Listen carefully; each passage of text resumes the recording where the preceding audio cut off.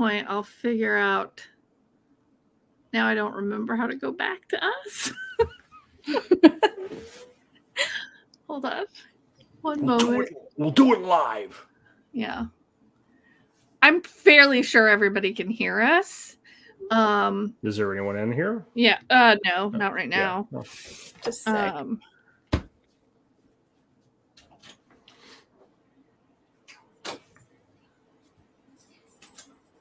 There we go.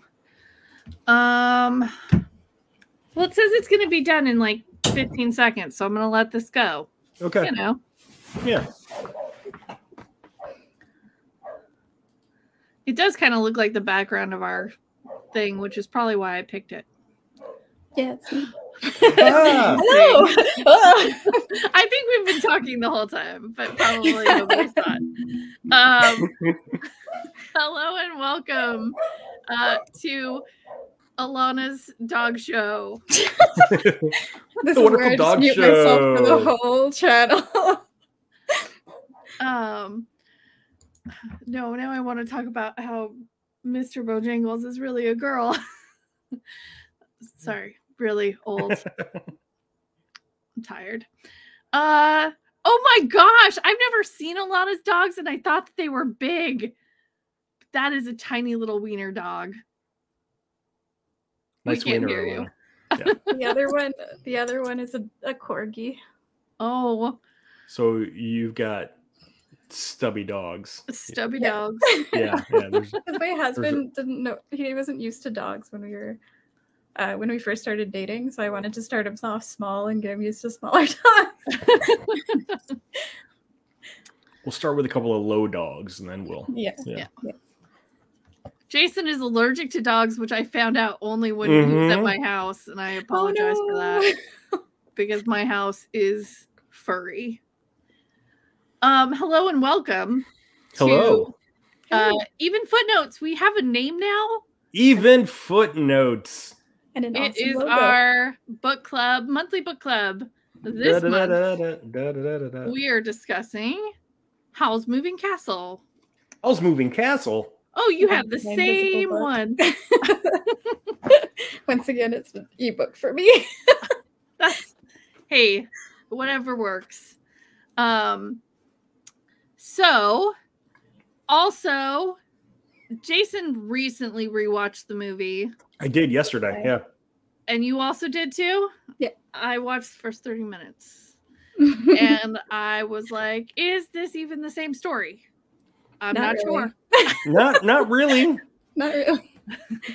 The first part is the same story. Yeah. There's There's a castle that moves. Yeah, yeah. and there's a Sophie and a Howl and a counselor. Right. Yeah. Otherwise, not sure. And they changed names. Well, of the characters. Michael is a Michael different is name. Marco. Yeah, and there's Yeah, they call him Markle. Yeah. and Yeah. and they get rid of one of her one sisters altogether. Yeah. Yeah. They're like the whole side story of the sisters is like out. Well, Goodbye. I mean, the whole side story of everybody is. That's true. Yeah. That's I true. was gonna say the whole thing about Sophie being a witch is gone. Like Howl being just a guy from Wales is gone. Yeah. Well, we should probably talk about the book as well we'll as do talk that. about why the movie was much better than the book. One of you guys give us a quick just book overview, like just a quick synopsis. I did not write one out. Okay.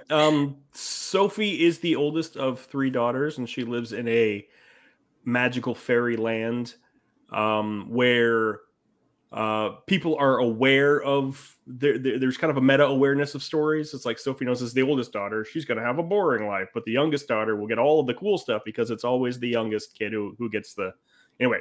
So Sophie settles down for a life of boredom as a hat maker, and she ends up upsetting the Witch of the Wastes, who curses her with oldness. So she's an old lady. Just because she came in contact with Howl too. But that's just like she briefly came in contact with Howl. And she came in. Yeah, that's right. That's right. But she didn't. We didn't know that until. Yeah, you don't know that till later. Later. Howl has a moving castle, and he's a scary wizard who who eats young girls' hearts. He steals them and then he eats them. But little do we know, Howl is actually a handsome young man who she actually bumps into, but we don't know it's Howl until later on in the book. Anyway, so she finds a scarecrow that chases her around for a while, comes to life, and then she gets on to Howl's castle.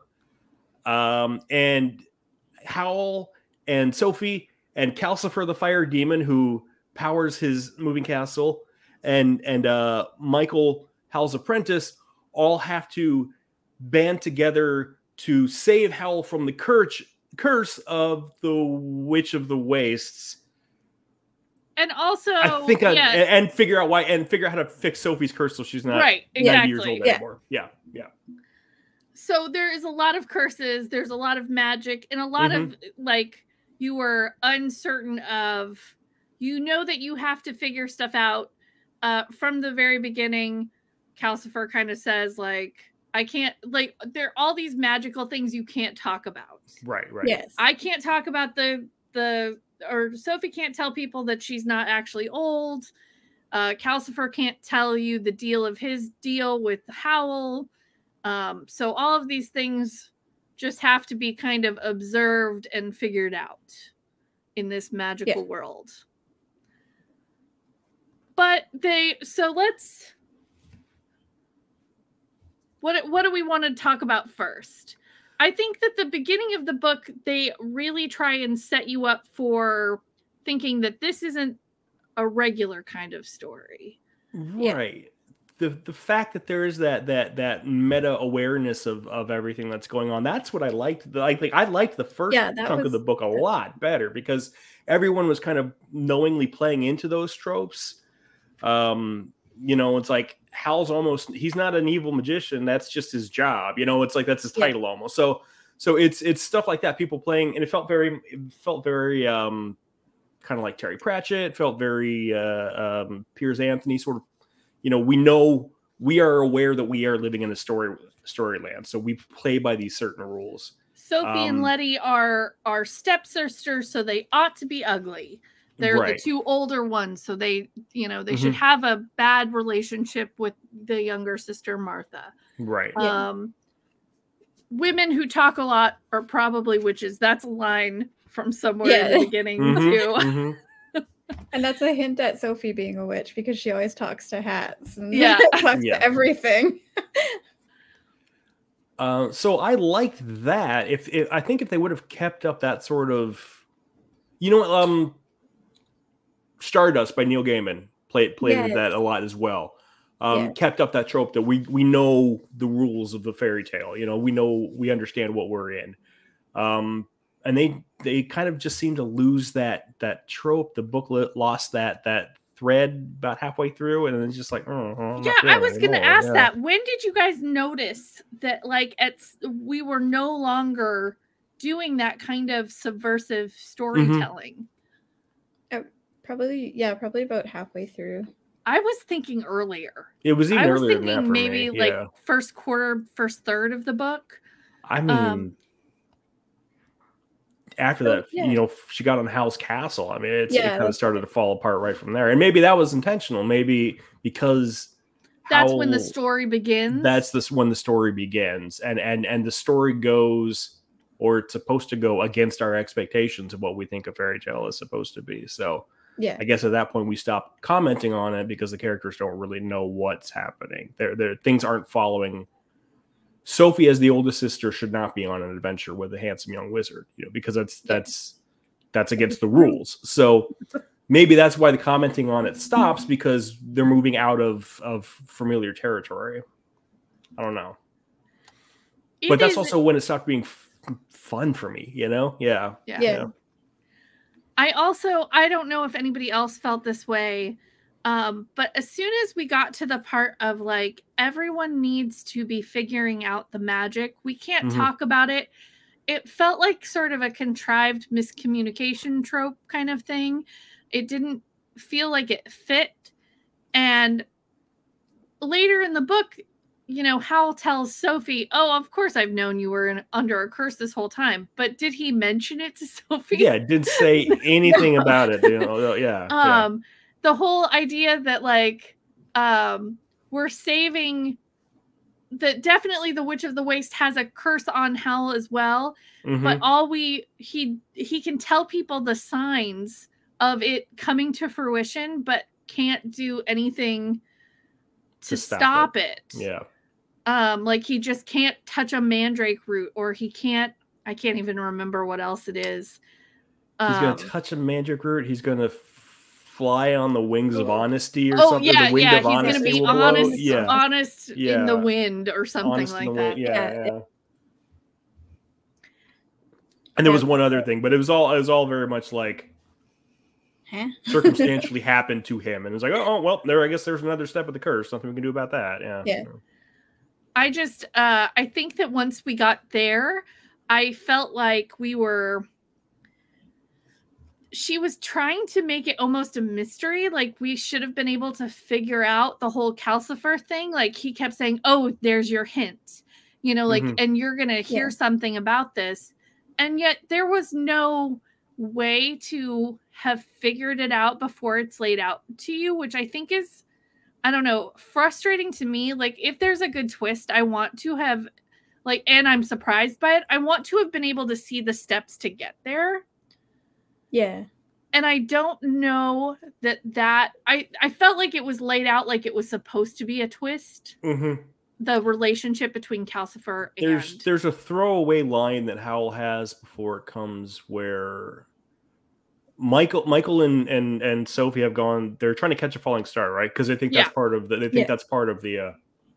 So Hal asks, like, you didn't actually catch one, did you? And like, no, we didn't. We missed it. It's like, good, because that would have changed things for you forever, or something along those lines. Yeah. And that's like the one line that you're supposed to go, maybe, because Hal caught a falling star. And then I think like the next chapter, Calcifer says, "Did you get the hint? That was the hint. Did you hear the hint? It was. We just did it just 30 seconds ago." So there's like one throwaway line that I noticed that is like the hint to the mystery. Yeah. The other thing that they constantly say is that so throughout the book, this is completely different than the movie. Howl is womanizing. He is constantly going after. He is in it for the chase, and as soon as he achieves the attention of a woman, he immediately runs away. So people call him heartless and have a lot to say about him, about just, eating the hearts of women. So there is a lot of heart imagery. Yeah. However, again, and maybe this is just me, but for a YA novel, which this is, I felt like there could have been maybe more information given about the world building where you knew like it is possible. I think also at one point he does say, I could take a person's head apart and make them live. And now that I'm thinking about it, that would have been an indication that he could live without his heart. Because he said, but this was when we've got this is toward the very end of the book. Where we've got the scarecrow and he's like, oh yeah, I could make a person live without their head. No problem. The scarecrow thing. Jeez. Yeah. Where it's literally mashed up people. Yeah, it's like 3 different guys all smushed together or something. Yeah. And then the one big difference between the movie and the book is they took out all those characters and made it one character. So Miss Solomon, the wizard Solomon. Yeah. That in the movie it's a she, and she's supposed to be let me just Howl's teacher. Yeah, she's Howl's teacher. But she basically takes over the bad guy role. The Witch of the Waste as the antagonist. Yeah. The freaking scarecrow at the end of Howl, though, when he turns back into in the movie, he turns back into the prince, and he's just like, oh yeah, I was the prince from the other country, and it's like you were never ever mentioned that the other country was missing his prince. Was there a rumor? Ashley's leaving the hat shop, because I just watched this seconds before. I must have missed that. Yeah. As she's leaving the hat shop, somebody in the background says, they don't know where the prince is. They don't know where the prince is. Okay. So but you have to be listening real close. Gotcha. Yeah. And I honestly wouldn't have even taken note of it unless I had read the book and knew that Prince Justin was missing. Yeah, yeah. So what else about this book do we want to talk about? I know that overall, I think feelings have cooled on this book, which is maybe different than the other books that we've picked in the past, which is kind of a bummer. You know, we always want to pick a great book, but that's the, you know, them's the breaks. Well, I mean, they got rid of like. It's hard not to compare it to the movie. Well, the movie, so honestly, it's because so different. I hadn't had a chance to read it, I read the like Wikipedia summary. Like I've watched the movie, but it had been a while. Yeah. And I read the Wikipedia summary of the movie plot, and I was like, "What?" Like having not done this for a while. Happened. Yeah. And so like really quickly I sat down, put it on my phone and watched like the first 30 minutes of it. And I was like, what? How did we get here? I have no idea what's going on. Because it is like you can see the basic shape of the movie, but the story's completely different. Yeah. And that it's absolutely, the movie is an anti-war movie where there's like rumors of a war about to happen in the book, but no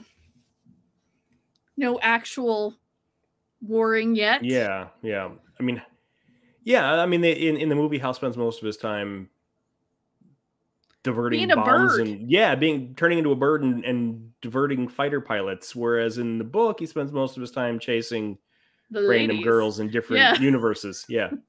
And that's the other thing. I can understand why they I don't know. There's a huge chunk in the book where you find out that Howl is actually just a guy.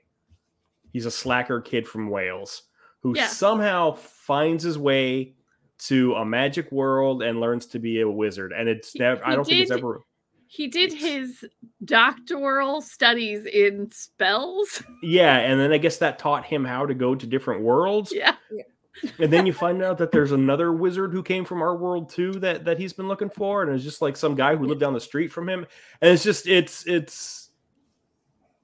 where how, like, that drove me. I was like, I wanted the connective tissue, how you go from I studied magic in college and now I'm a wizard in a fantasy kingdom. Like it I don't know. Okay, so overall, I'm feeling like we think it's a really great concept. The execution maybe left something to be desired, and really the movie did what the book should have done. Exactly. Yeah. But I'm wondering what we can take from this as people who are interested in story craft. Like, how do you take this really cool thing and what could maybe have happened, or how could we have changed things around? I mean, would you have done, like, do you think that Miyazaki was perfect on the nose, or were there other things that you could have done? Obviously, that's a different medium, so it's not, you know, and obviously we write, but we do not write books like this. Like, we're usually like telling stories in TTRPG form, which honestly can be a lot like writing books, but with parts that you can't control. So, I mean, what do you guys think? What could have been done better to really wrap this up as a... Because it was so good. The premise is so great. Yeah. All the parts are there. Like, yeah. I just got the feeling that the author, Diana Wynne Jones, it doesn't end the same book as it started. It feels like she lost the thread, or she decided to change books, or she took two different books, and, like, I don't know. It's like sometimes you come up with a concept or an idea that is so good that you can't get past how good the concept is. So when you finally create the thing, It doesn't live up to the pieces that you had. And it's possible she's had bunches and bunches of other books published. She's so written it could have been like books, yeah. It could have been a matter of editing where she has a deadline. And so that happens too, where people have, things that they can't get to or give the time to because of real world stuff. And this is the first in the series, right? There were three books, but they're sort of kind of connected, sort of. Yeah. Same characters, but not necessarily same storyline. Not even. Oh, not even. So okay. Stories change each time.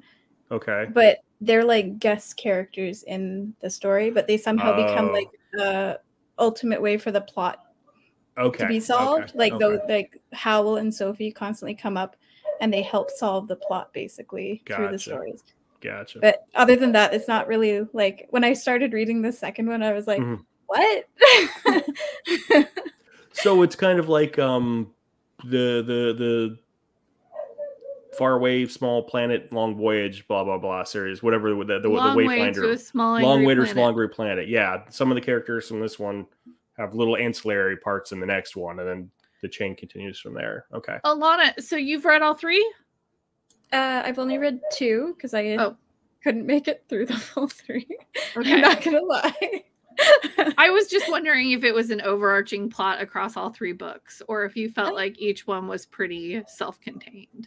They could be self-contained. Like you can read them all as a separate book if you really wanted to, with like guest character appearance, basically. Just out of curiosity though, second book, which is House of Many Waters or Castle in the Air or something like that. House of Many Waters, isn't that a Madeline L'Engle? No, that's Many Waters. Just called Many Waters? Okay. Yeah. Madeline L'Engle was my childhood favorite author. I know. Yeah. And honestly, probably the most underrated book. Many Waters is one of the best ones of Is that the one where the twins go back in time to Noah's? Yeah. I do remember reading that one. I love that one. Yeah. It's Castle in the Air is the second Castle in the Air. But there is a Many Waters or something Waters. I think maybe that's the third one. Let me check the third one. Maybe we should read Many Waters next. I mean, that is any of the Madeline L'Engle is great. That is my childhood. House of Many Ways is the third House one. of Many Ways, sorry. Okay. But yeah. You had many right? So yeah. Yeah, exactly. It happens. Go ahead, Jason. I think the difficulty for me is, and I probably shouldn't have rewatched the movie because it's so good, and it's absolutely gorgeous. And by comparison, it makes the source material that much worse. If I had just read it without having seen the movie and then rewatching it, because I saw it the first time when it came out 20 years ago, and then I rewatched it again yesterday for the first time in 20 years, and it's like, oh my gosh, this is freaking amazing. It would have been fine. I would have been all right. It was like, it's okay. It was just a little throwaway YA novel. It's all right. But seeing what could be done with the pieces in the hands of someone who put some meaning behind them, oh my gosh, made it. Miyazaki is a master storyteller with animation. He really is, and I could wax poetic and shower him with applause all day long. I don't want to make this the Miyazaki. Yeah, exactly. Howl's Moving Castle. You know what? I want to talk about the book, but just in comparison to the film, it makes the book worse. It's so good. So it's interesting to me because I feel like the book almost to me felt like it was 3 distinct books, and it was almost like So there was the beginning, which was wonderful, and no notes, like great. Then there was the middle that I felt was trying to kind of make something overly confusing by telling you that we can't tell you anything and that you have to look out for hints. And then there was this, which on its own, like, okay, that's all right. I'm not going to grouch too much about that. But then it was like, oh my gosh, we've done all this world building and we have to wrap it up in 3 pages. Yes. It felt very rushed, and nothing felt satisfying. You know, Yeah, none of it the was just like, conclusions. huh? Yeah. But Yep. I want more. I knew all along. The other thing that I really disliked, and so the more I sat with the book, because I didn't actually watch or even the little bit of the movie until today, and it had been a really long time since I watched the movie. The more I sat with it, the more I was mad about the last little bit, because I felt like they had spent all that time telling us how this is not like other stories. And then at the end, oh, by the way, Sophie's in love with Howl. And Howl's in love with Sophie. Yeah. And his heart was just missing from him all the time. And that's why he was always searching for love. And it was they beat the witch and they fall in love and everything. Yeah, it's just brr.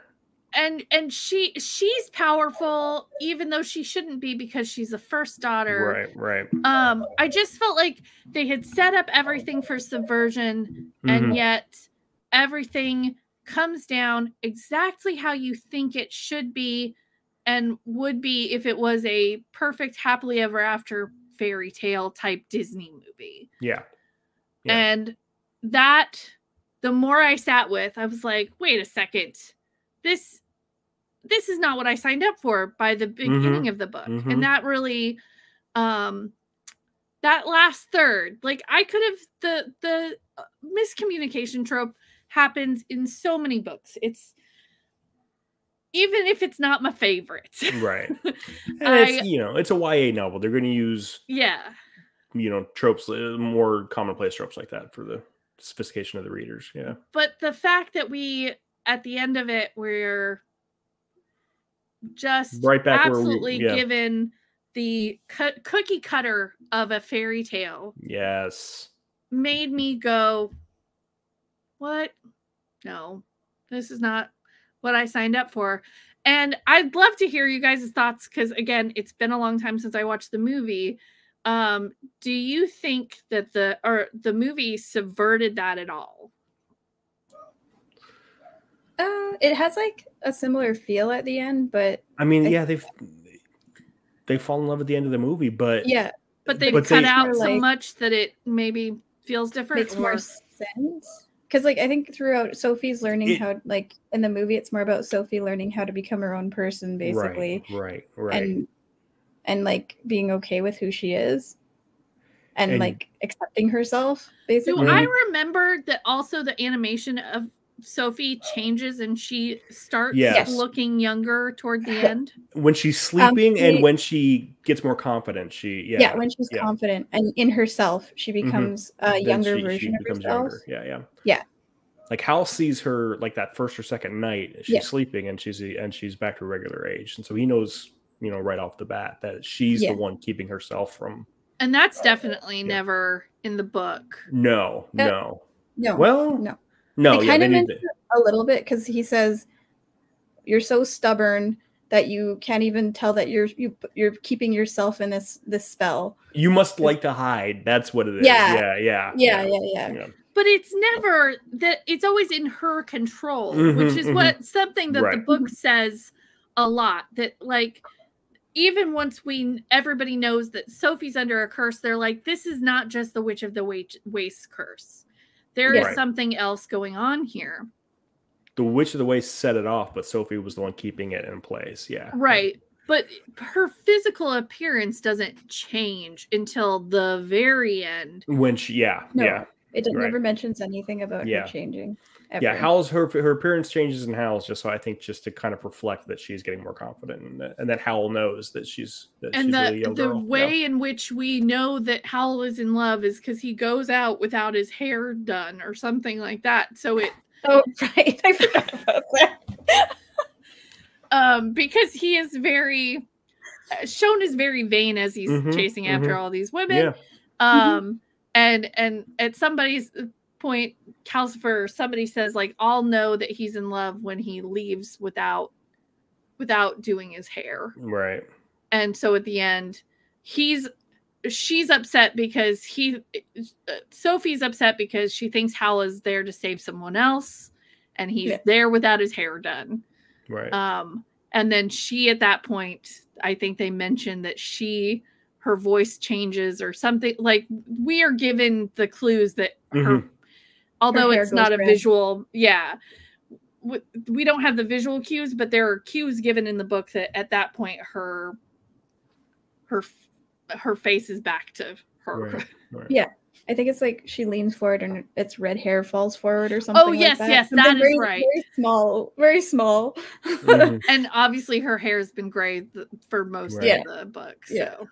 I did like in Howl's in the movie, even when she was young at the end, she still had her gray hair. They still kept her. Yeah. She still had the. Your hair looks like starlight. Like starlight. She still had the wisdom. You know why I didn't mind the fact that they fell in love and had the happy ending at the end of the film is because that subversion was never set up in the movie. There was no sense that we are trying to play with tropes from the Howl film, from the film. Well, and so when the happy ending comes, it's like, well, that's what happened. Yeah, that's to be expected. Yeah, we weren't flipping the script anywhere, you know. Yeah, I would honestly, from my watching of just the first 30 minutes, I would say that is maybe something that the movie does poorly. Is like they could have given a reason as to why. Like, I feel like Sophie not being a witch herself is a little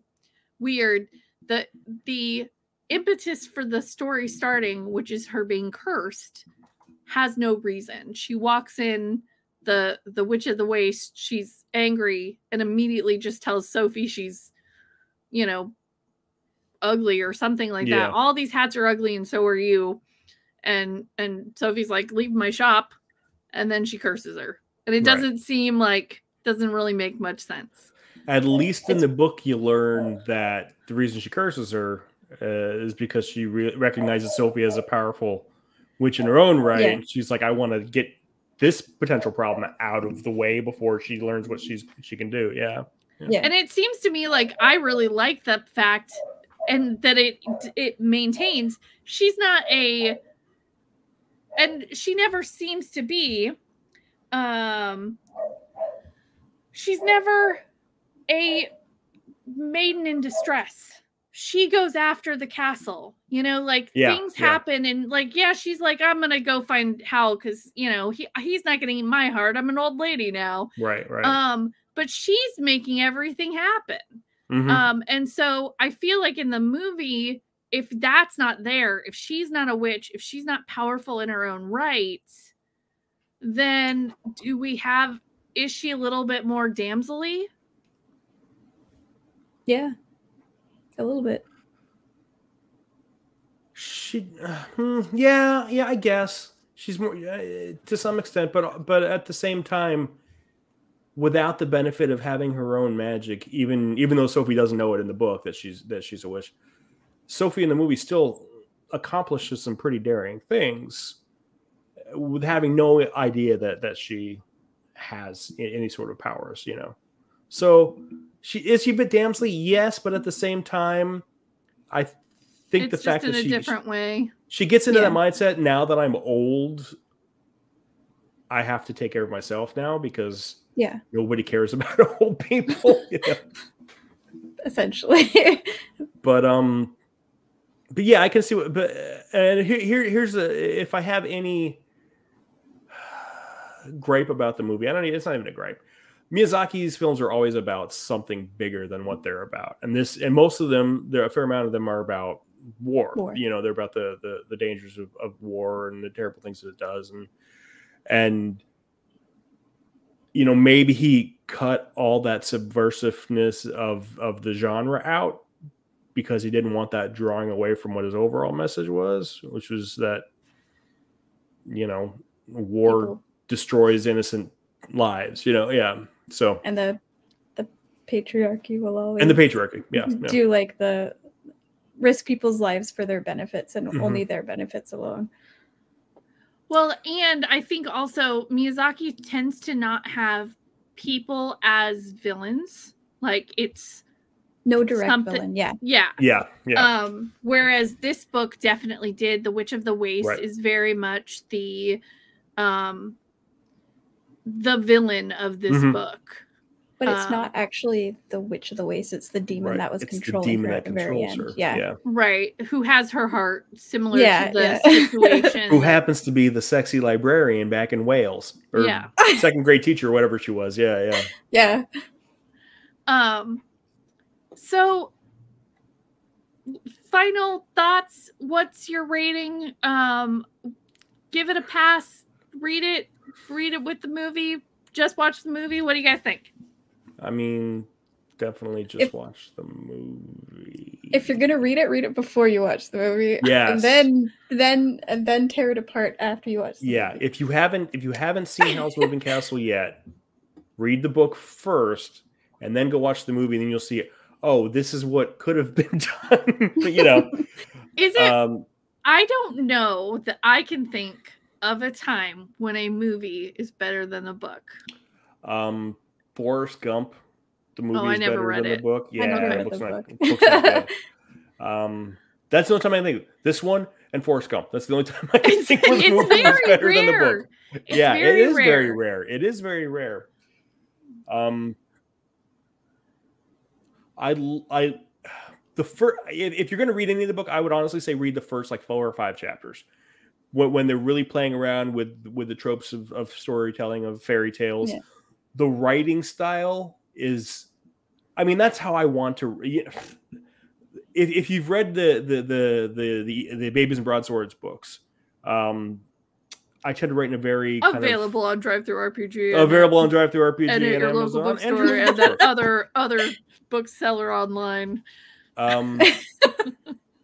I write in a very overly flowery way at times, like the very kind of Dickensian. The strange thing about Sophie was that yada. And there's a lot of that sort of overly purple prose that's kind of very fun to read in the first third of the book. And then it just, I don't know where it all went. It's like she wrote the first 4 chapters and then gave it to somebody else to finish. Like that's what it feels like. It feels like a different book, of different writer, different story. Yeah. That's a good way to describe it. Yeah. Because even Miyazaki actually kept a good chunk of the first part in his story because it was well written, and it made sense and it worked for his story as well, so he can carry it on. But he took it a different direction. Just the first third of Miyazaki's story and the first third of Jones's story are pretty similar, and then they even have the same lines. Yeah, there's lines taken from the book, and then they diverge, and I think part of that is because. And she did not write any of the screenplay or have any. No.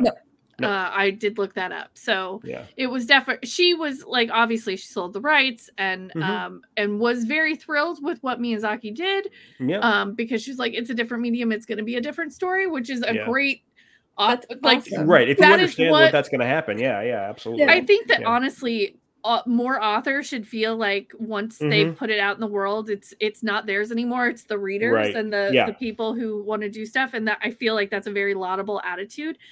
And I think that that's great, because otherwise would we have something as prolific as this movie if she wasn't willing to kind of let somebody add on to her story, which I think is collaboration is how we more and more cool things come to us. So,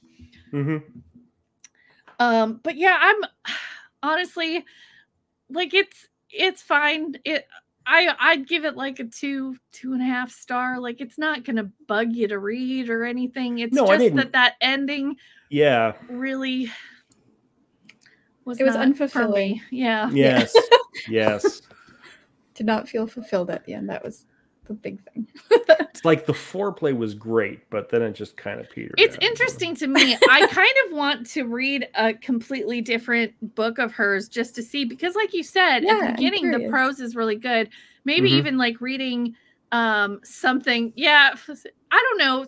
2.5 stars is an average book. That's how I feel. I don't give that many 5 stars. Yeah. Oh, we're going 5? All right. Yeah. Out of 5, yeah. Okay. How many toes is that? 2.5 toes out of 5. Yeah. I can't remember what I was going to say. So, yes, let's rate everything in toes since we're even footing. 2 toes and a knuckle. That's what I give this one. Yeah. How many toes are poking out of that shoe? Yeah. 2 toes and a knuckle. Gosh. Sorry. Don't look that website up. Yeah. Yeah. Oh no. It's like we should have decided to name our company something different if we didn't want all the weird feet stuff that we get. Yeah. We didn't think that one through. Makes good logos though. It does. Mm-hmm. Okay. Yeah. So next month, guys, we are reading Orcs and Crake by Margaret Atwood. Yeah. I actually read the first couple chapters already. I'm really excited for it. It's good. Yeah, it's a far future dystopian climate change. It's good stuff. And the only thing I've read from Margaret Atwood before is Handmaid's Tale. Yeah. So this is a very different future setting. But I'm here for some post-apocalyptic.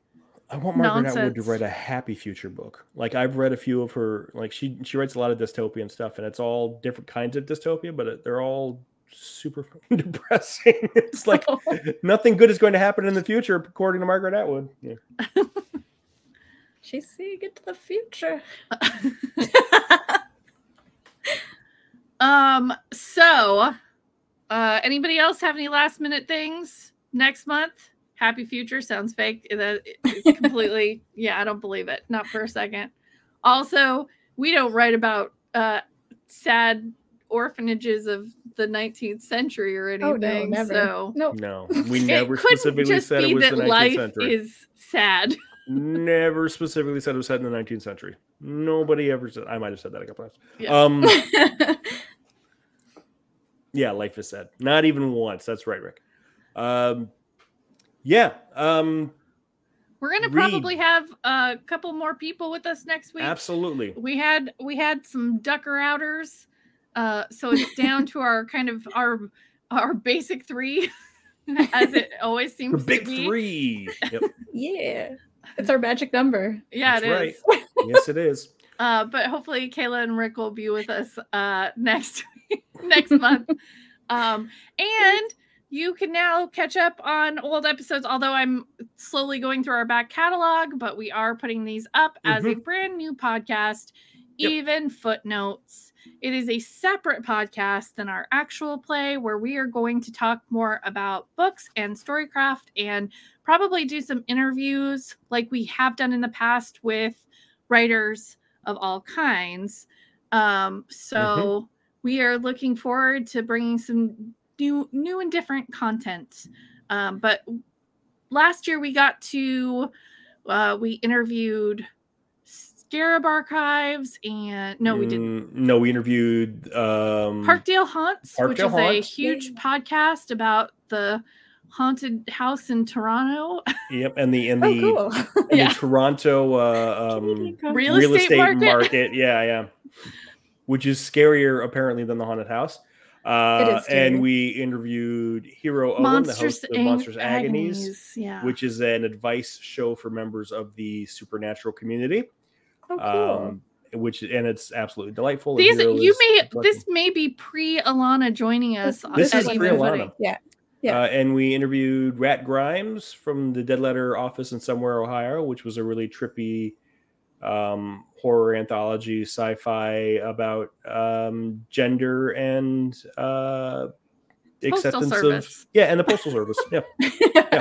But we're going to be looking at maybe trying to talk with other writers, not just podcast fiction writers, but other sorts of writing, other sorts of story crafting. So we'd love it if you would, put that in your list of things to take a look at, and we will have these edited with all the ums out and for your listening shortness.